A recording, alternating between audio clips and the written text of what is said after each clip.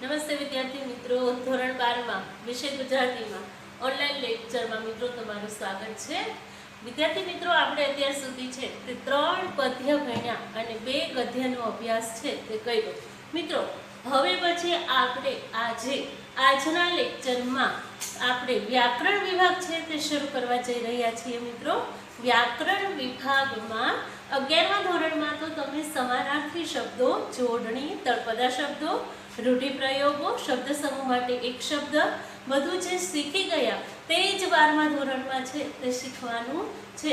તો એનો અભ્યાસ છે એ આપણે વ્યાકરણનો કરવાના નથી, કારણ કે 11મા ધોરણમાં 12મા ધોરણની તૈયારી આપણે વ્યાકરણની કરતા ગયા હતા। તો મિત્રો, હવે પછી આપણે વ્યાકરણના જે ટોપિક ભણવાના છે તે આપણે આવશે વિશેષણ, કૃદંત, નિપાત, પદક્રમ, પદ સંવાદ, સંકુલ અને સંયુક્ત વાક્યો। આટલું વ્યાકરણ છે તે આપણે નવું 12મા ધોરણમાં શીખવાનું છે। તો આજે મિત્રો આપણે જેનો અભ્યાસ કરવાનો છે તે છે વિશેષણ, કૃદંત અને નિપાત। ટોટલ 3 માર્કમાં પૂછાય છે। 7 પ્રશ્નો છે તે આપેલા હોય મિત્રો, એમાં 6નો જવાબ તમારે આપવાનો હોય। દરેક વાક્યની પાછળ કૌંસમાં લખ્યું હોય કે વાક્યમાંથી વિશેષણ શોધી પ્રકાર જણાવો, કે વાક્યમાંથી કૃદંત શોધો અથવા નિપાત શોધીને પ્રકાર જણાવો, એવી સૂચના લખી હોય। ટોટલ 3 માર્કનું હોય છે। 7 પ્રશ્નો હોય, 6 પ્રશ્નોનો જવાબ કમ્પલસરી તમારે આપવાનો હોય। તો મિત્રો, ગદ્ય અને પદ્યના અભ્યાસ બાદ ચાલો આજે આપણે વ્યાકરણમાં વિશેષણથી શરૂઆત છે તે કરીએ। તો જોઈએ મિત્રો, વિશેષણ એટલે શું? તો કે વાક્યમાં આવતી સંજ્ઞાના અર્થમાં કંઈક વિશેષતા લાવવા જે પદ મુકાય તેને વિશેષણ કહેવામાં આવે છે। વાક્યમાં આવતી સંજ્ઞાના અર્થમાં, સંજ્ઞા એટલે નામ। તો કોઈ પણ વસ્તુ હોય એને આપણે નામ વગર ઓળખતા નથી। 5મા ધોરણથી તમે સંજ્ઞા એટલે શું અને સંજ્ઞાના પ્રકારો શીખી ગયા છો। તો ગુજરાતી ભાષામાં, કોઈ પણ ભાષામાં વ્યાકરણ જ્યારે લખાય ત્યારે સંજ્ઞા વગર કશું જ થતું નથી। એટલે અહીંયા જુઓ, સંજ્ઞા એટલે નામ, નામના અર્થમાં કંઈક વિશેષતા લાવવા છે તો ખરું જ આખું વાક્ય, પરંતુ એમાં કંઈક વિશેષતા લાવવી છે, કંઈક અલગ છે તે બતાવવું છે, એ માટે જે પદ મુકાય, પદ એટલે શબ્દ મુકાય તેને વિશેષણ કહેવામાં આવે છે। તો મિત્રો, આ રહી વિશેષણની વ્યાખ્યા, કે વિશેષણ કોને કહેવામાં આવે છે। હવે આપણે દાખલા તરીકે જોઈએ કે ચા ખૂબ ગરમ છે। ચા ઈ સંજ્ઞા છે અને અહીંયા ગરમ તે વિશેષણ છે, એટલે આખા વાક્યમાં અહીંયા ગરમ ઈ વિશેષણ છે। તો અહીંયા ચા ખૂબ ગરમ છે, તો વાક્યમાં ગરમ ઈ વિશેષણ આવ્યું। પછી મિત્રો જુઓ, પવન સૌમ્યતાથી વહે છે। પવન ઈ સંજ્ઞા છે અને સૌમ્યતા તે વિશેષણ છે। તો સૌમ્યતા એટલે શાંતિથી, પવન શાંતિથી વહે છે, તો આ વાક્યમાં વિશેષણ થયું સૌમ્યતા। તો મિત્રો, હવે કદાચ તમને ખબર પડી ગઈ હશે, સમજાઈ ગયું હશે કે વિશેષણ એટલે શું। આ વ્યાખ્યા છે અને આ વિશેષણના બંને વાક્યો છે કે ભાઈ કઈ રીતે વાક્યમાં વિશેષણ છે તે ઉભરાઈ આવે છે, એટલે કે દેખાઈ આવે છે। તો અહીંયા મિત્રો આપણે વિશેષણ અંગે બીજી વાત છે તે કરીએ। કઈ? તો કે આ વિશેષણના અવિકારી અને વિકારી એમ સ્વરૂપની દ્રષ્ટિએ 2 પ્રકાર પડે છે। અવિકારી અને વિકારી એટલે કે ફેરફાર। તો વિશેષણમાં મુખ્ય 2 પ્રકાર છે। એક કયું? તો કે સ્વરૂપની દ્રષ્ટિએ, અને બીજું કયું? તો કે અર્થની દ્રષ્ટિએ, એમ 2 પ્રકાર પડે છે। મિત્રો, 12મા ધોરણમાં માત્ર આપણે અર્થની દ્રષ્ટિએ વાક્ય જે વિશેષણ છે એના પ્રકારો ભણવાના છે। પરંતુ જો તમે વિશેષણ ભણી ગયા હો તો તમને એટલો ખ્યાલ હોવો જોઈએ કે વિશેષણના મુખ્ય બે પ્રકાર છે, એક અર્થની દ્રષ્ટિએ અને એક સ્વરૂપની દ્રષ્ટિએ। જોઈએ મિત્રો, સ્વરૂપની દ્રષ્ટિએ પહેલો પ્રકાર છે અવિકારી વિશેષણ અને બીજો પ્રકાર છે વિકારી વિશેષણ। હવે અવિકારી વિશેષણ એટલે શું? તો વાત કરીએ, જે વિશેષણના રૂપમાં વિશેષ્યના જાતિ અને વચનના કારણે ફેરફાર થતો નથી તેને અવિકારી વિશેષણ કહે છે। જાતિ એટલે સ્ત્રીલિંગ પુલ્લિંગ, વચન એટલે એકવચન બહુવચન। કોઈ પણ વાક્ય છે એમાં જો એમાં જાતિ છે એ ફરી જાય, વિશેષણ મૂકવાથી જાતિ છે એ ફરી જાય, એક વચનની બદલે બહુવચન છે તે થઈ જાય તો એના કારણે એ વાક્યમાં કશો જ ફેરફાર થતો નથી, એને કેવું વિશેષણ કહેવાય છે? અવિકારી વિશેષણ। તો મિત્રો એનું આપણે ઉદાહરણ જોઈએ। દાખલા તરીકે સફેદ ગુલાબ, સફેદ ચોક, લીલું પાન। તો અહીંયા મિત્રો જુઓ તમે, સફેદ ગુલાબ, અહીંયા ગુલાબ ની જાતિ છે, એક વચનમાં વચન એટલે કે એક વચનમાં લખાયેલું છે।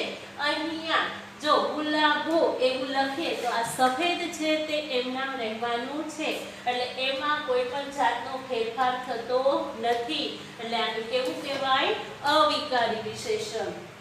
સફેદ ચોક, હવે ચોક છે તો કલરે કલરના આવે છે, પરંતુ જો બીજા કોઈ પણ કલરનો ચોક છે એ આવવામાં આવે તો એમાં વચનમાં કોઈ એક વચન કે બહુવચન એમાં કોઈ ફેરફાર થતો નથી, એટલે એને અવિકારી વિશેષણ તરીકે ઓળખશું। હવે લીલું પાન, લીલું પાન અથવા લીલા પાનો એવું અહીંયા એક વચન છે, એની બદલે બહુવચન કરવામાં આવે છતાંય કશો ફેરફાર થાય નહીં, એને શું કહેવાય? અવિકારી વિશેષણ। હવે મિત્રો આપણે જોઈએ બીજું વિકારી વિશેષણ। વિકારી વિશેષણ એટલે શું? તો કે જે વિશેષણના રૂપમાં વિશેષ્યના જાતિ અને વચનના કારણે ફેરફારો થાય છે તેને વિકારી વિશેષણ તરીકે ઓળખાય છે। એટલે કે ફેરફાર થાય છે જાતિ અને વચનથી, જો વિશેષણ મૂકવામાં આવે તો તે પદમાં ફેરફાર થાય છે, એને કેવું વિશેષણ કહેવાય? વિકારી વિશેષણ। દાખલા તરીકે મિત્રો અહીંયા જુઓ તમે, સારો માણસ, સારી છોકરી, સારું પુસ્તક। તો અહીંયા જુઓ, સારો માણસ તો સારા માણસો, અહીંયા વચનમાં ફેરફાર થયો, અહીંયા એક વચન છે ત્યાં આપણે અહીંયા માણસની બદલે માણસો કહીશું, એટલે પદમાં ફેરફાર થઈ જશે।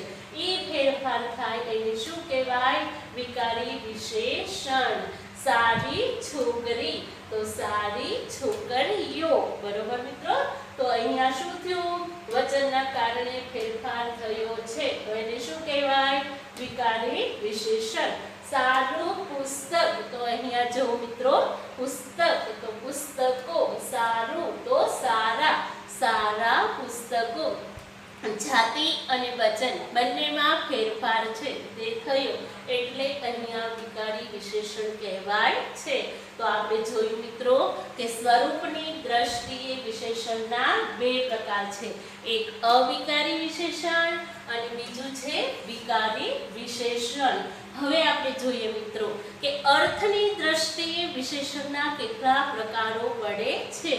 તો મિત્રો હવે આપણે 12મા ધોરણમાં અર્થની દ્રષ્ટિએ જે વિશેષણ ભણવાના છે એના પ્રકારો કુલ 8 છે। એ 8 પ્રકારો સાથે આપણે લેવા દેવા છે। મિત્રો માત્ર એકવાર તમારે વિશેષણની વ્યાખ્યા સમજી લેવાની છે। બોર્ડમાં અથવા તો પરીક્ષામાં તમને કોઈ વિશેષણ એટલે શું એવું નહીં પૂછે, ખાસ તમારે ભાર રાખવાનું છે વિશેષણના પ્રકારો ઉપર। સ્વરૂપની દ્રષ્ટિએ વિશેષણના પ્રકારો સાથે માત્ર 12મા ધોરણમાં આપણે કશું જ લેવા દેવા છે નહીં, પણ માત્ર શું આવશે? અર્થની દ્રષ્ટિએ વિશેષણના જે 8 પ્રકાર પડે છે એ 8 પ્રકારનો અભ્યાસ આપણે કરવાનો છે. એટલે આ વસ્તુ અને આ વસ્તુ બંને તમને કદાચ યાદ ન રહે તો એની સામે આપણને કોઈ તકલીફ કે કોઈ વાંધો પડશે નહીં, પરંતુ સામે શરત એટલી કે આ અર્થની દ્રષ્ટિએ વિશેષણના 8 પ્રકારો માત્ર તમારે ખૂબ સરસ રીતે સમજી અને મગજમાં ઉતારવાના રહેશે. જોઈએ મિત્રો કયા કયા પ્રકારો છે. તો પહેલો પ્રકાર છે ગુણવાચક વિશેષણ, બીજો પ્રકાર છે સંખ્યાવાચક વિશેષણ, પછીનો પ્રકાર છે પરિમાણવાચક વિશેષણ, પરિમાણ એટલે કે માપવાચક વિશેષણ, દર્શકવાચક વિશેષણ, દર્શક એટલે દર્શન કરવું, જોવું, દર્શકવાચક વિશેષણ, પ્રશ્નવાચક વિશેષણ, સાપેક્ષ વિશેષણ, સંબંધવાચક વિશેષણ અને સાર્વનામિક વિશેષણ. મિત્રો સર્વનામ તમે ભણી ગયા છો, એ ઉપરથી આ વિશેષણ આવે છે. તો એવી રીતે અર્થની દ્રષ્ટિએ વિશેષણના જે 8 પ્રકારો પડે છે એ 8 પ્રકારનો અભ્યાસ આપણે કરવાનો છે. તો મિત્રો આવતા લેક્ચરમાં હવે પછીનો જ્યારે પણ લેક્ચર છે એ તમારે આવે, બીજો ભાગ વ્યાકરણનો જ્યારે આવે ત્યારે આપણે ગુણવાચક વિશેષણ અને સંખ્યાવાચક વિશેષણ એ બે વિશેષણોના પ્રકારની ચર્ચા છે તે કરીશું. તો ગુણવાચક વિશેષણ એક છે અને આ જે સંખ્યાવાચક વિશેષણ છે એના પેટા પ્રકાર 5 પડે છે. એ 5 પેટા પ્રકાર અને ગુણવાચક એમ 6 વિશેષણોના પ્રકારો જે છે તેનો અભ્યાસ છે એ હવે પછીના લેક્ચરમાં આપણે કરીશું. એ પહેલા મિત્રો હું તમારી રજા લઉં એ પહેલા દમયંતી સ્વયંવર જે કાવ્ય આપણે છેલ્લે ભણ્યા એ અને સત્યાગ્રહાશ્રમ, મિત્રો અત્યાર સુધીનું જે કાવ્યો અને ગદ્ય ભણ્યા તે દરેકનું હોમવર્ક છે, કાર્ય છે, તે તમારે પાકી બુકમાં ખૂબ સરસ રીતે કરી નાખવાનું છે, પ્રેઝન્ટેશન સાથે કરવાનું છે. જ્યારે પણ તમે સ્કૂલે આવશો ત્યારે તમારી પાસે હું ચોક્કસ પાકી બુક છે તે જોવા માટે માંગીશ અને એ એટલી વસ્તુ પૂરી થઈ જાય પછી એ જ બુકમાં તમારે આ વ્યાકરણ વિભાગ શરૂ કરી દેવાનો છે. વિશેષણ એટલે શું, વ્યાખ્યા લખવાની છે, આ નોંધ લખવાની છે, ઉદાહરણો લખવાના છે, વિકારી અવિકારી વિશેષણ એટલે શું એ પણ લખવાનું છે અને અર્થની દ્રષ્ટિએ વિશેષણના 8 પ્રકારો પડે છે. એ 8 પ્રકારો પાડી લખી ગુણવાચક વિશેષણ એટલે શું એ હેડિંગ બાંધી અને બુકમાં લખી નાખવાનું છે. તો હવે પછીના લેક્ચરમાં આપણે ગુણવાચક વિશેષણ અને સંખ્યાવાચક વિશેષણ વિશેનો અભ્યાસ છે તે કરીશું. નમસ્તે વિદ્યાર્થી મિત્રો, હવે પછીના લેક્ચરમાં આપણે માત્ર નોટબુક અને પેન, બ્લેક પેન અને બ્લુ પેન સાથે મળીએ. નમસ્તે.